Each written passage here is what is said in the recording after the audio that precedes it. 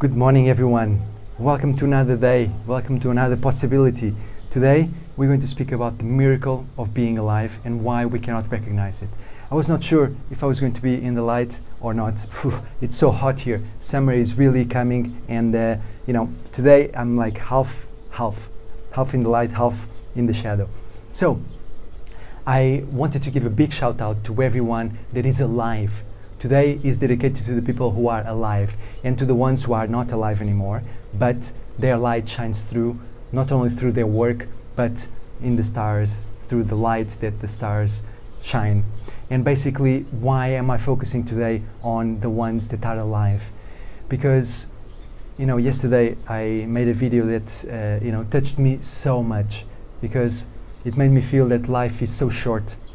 Life is a miracle. We are a miracle. I mean, if you think about the possibilities of someone being alive and being conceived is like 1 to 4 billion or 4 trillion or whatever. It's a huge number. It's a very, very tiny possibility that you're actually alive. So I often think, and yesterday I went to bed, there were so many feelings, and I was watching the video that I made, and I was like, maybe it's me that I'm speaking to myself, seeing myself, and I'm already gone. But I went to bed with this feeling that perhaps tomorrow I won't wake up. Perhaps that was my last day.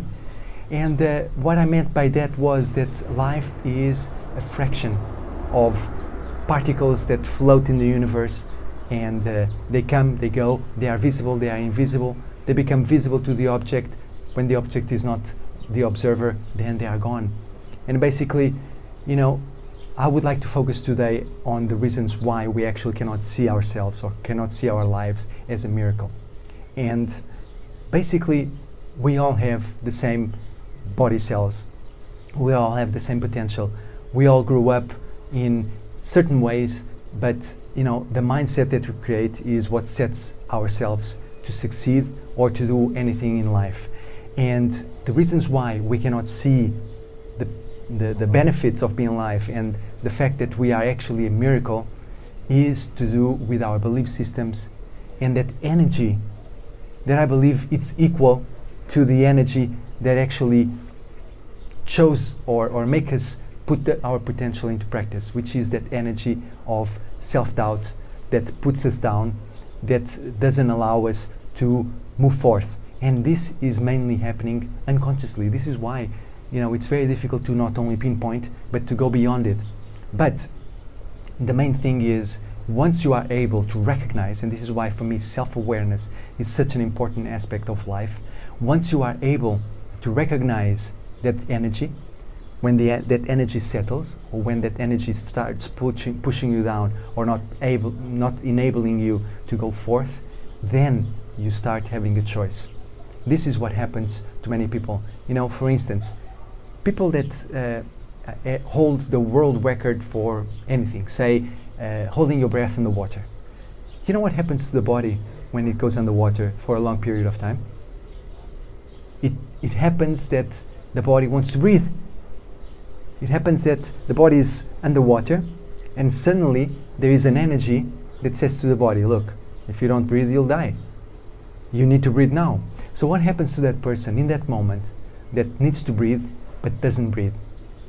There is an energy that it goes beyond the energy that, it's perhaps one of the most powerful energies in the world, which is the energy that allows you to breathe and, summons all the energies inside the body to take that breath.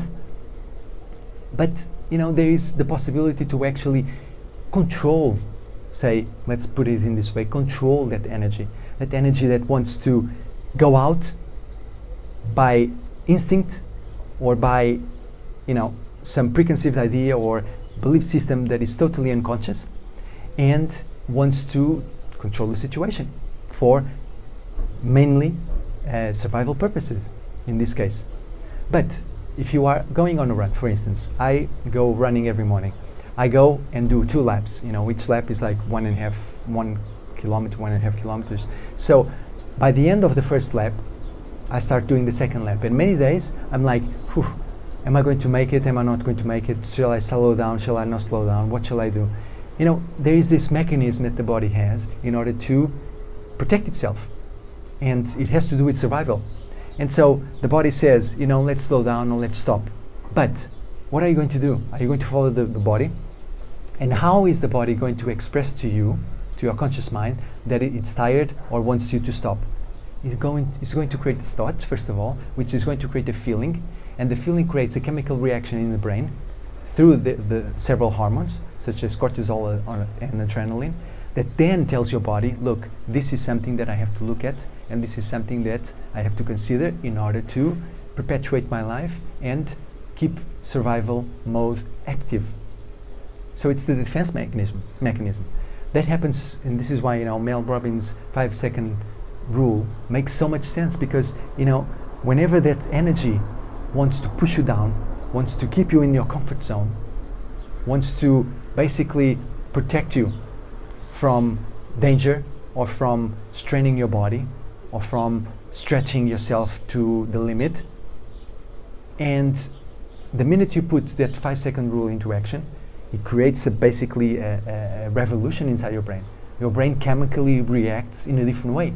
And basically, you create a force, an energy that allows you to come out of that space.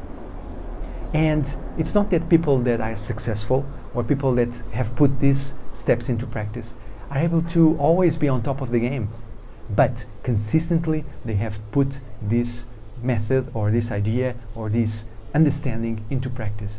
And by consistently putting this into practice, they create a different mindset. And so the mindset that creates that feeling that I cannot do it, I'm not good enough, all those belief systems that are so negative and that push us down so much, are basically put aside, are slowly losing their vitality and their strength inside the brain. As you know, or as you might not know, our brain has neurons, which are the cells in the brain, which communicate to each other by synaptic connections. Once those synaptic connections are broken from the negative talk that we are saying to each other, they lose power and they stop existing. They physically stop existing.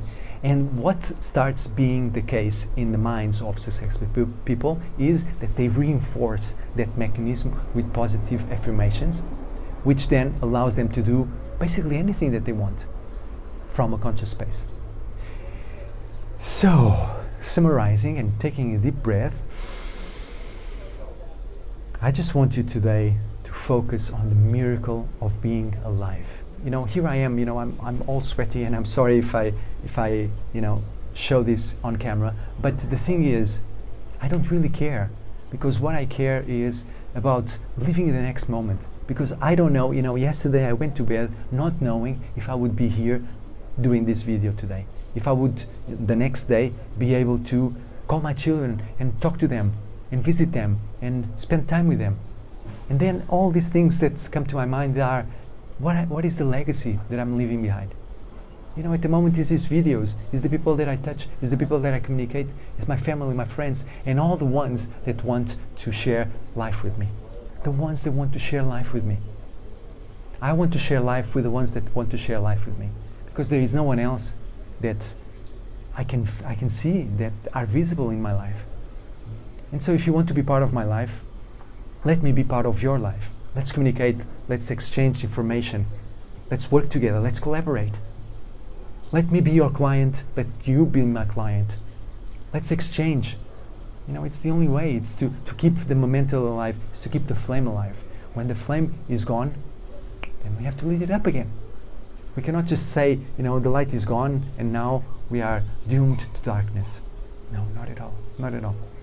And so, thank you very much for listening. Focus on the miracle that you are, miracle of life.